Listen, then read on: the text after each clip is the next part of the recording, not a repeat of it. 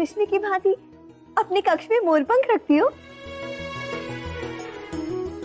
हाँ, ये कृष्ण का ही मोरपंख है जो वो धारण कर चुका है।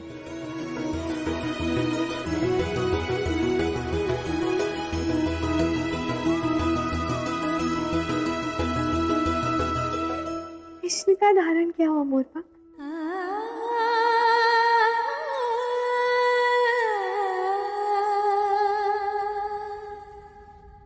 और ये क्या है राधा?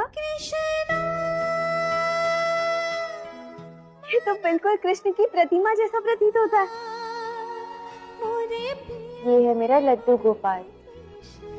जब कृष्ण यहाँ नहीं होता है ना, तो यही मेरा परम सखा होता है।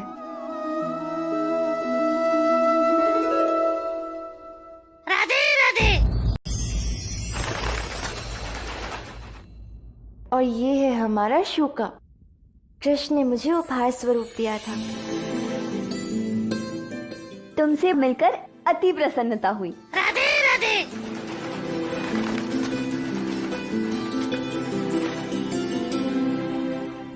राधा, मैंने जैसा सोचा था ना, तुम बिल्कुल वैसी हो। तुम्हारे कक्ष में तो कृष्ण ही कृष्ण है। तुम सच में कृष्ण की सबसे प्रिय सखी हो। अच्छा, वैसे ये तो बताओ, तुम कृष्ण के विषय में इतना सब कुछ कैसे जानती हो? इतनी रुचि क्यों है कृष्ण में? ऐसे सत्य कहूं तो बाहर सबके समक्ष मैंने झूठ कहा था कि मैं रेवती की सखी हूं, क्योंकि मैं नहीं चाहती थी कि कोई मेरी पहचान जाने। तो सत्य ये है कि तुम रुक्मिणी हो। तुम विदर्भ की राजकुमारी रुक्मिणी हो, है ना? हाँ, किंतु किंतु तुम्हें कैसे पता?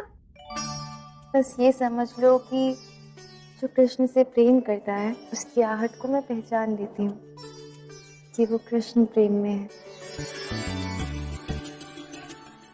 और तुमसे मिलकर अत्यंत प्रसन्नता हुई मुझे। मैंने तुम्हारा पत्र पढ़कर जैसी कल्पना की थी ना, तुम इतनी ही सुंदर हो। तुम भी बिल्कुल वैसी हो जैसा मैंने सोचा था राधा। सुंदर, शालीन और मृदुल। मेरे जीवन में आज जो कुछ भी सुख है ना, वो केवल तुम्हारे कारण है राधा। केवल तुम्हारे कारण कृष्ण मुझे बचा कर लाया। तुम्हारे ही कारण मेरा विवाह, मेरे जीवन के प्रेम कृष्ण से संभव हो रहा है।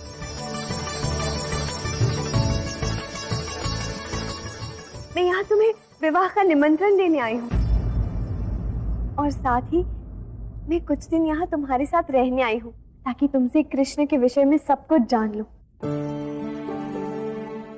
अब यदि यदि तुम्हें कोई समस्या ना हो तो। नहीं रुक्मिणी, कदापि नहीं। जब तुम कृष्ण को जानोगी, समझोगी, तो उसका और भी ध्यान रख पाओगी ना, उसे और सुख दे पाओगी।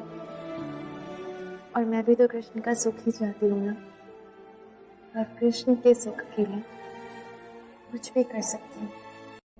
अब मुझे लग रहा है कि मैंने यहाँ आकर कोई भूल नहीं की।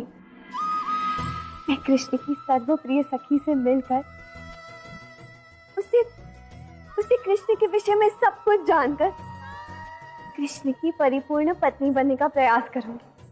उन्हें जीवन के सारे सुख देने का प्रयास करूंगी।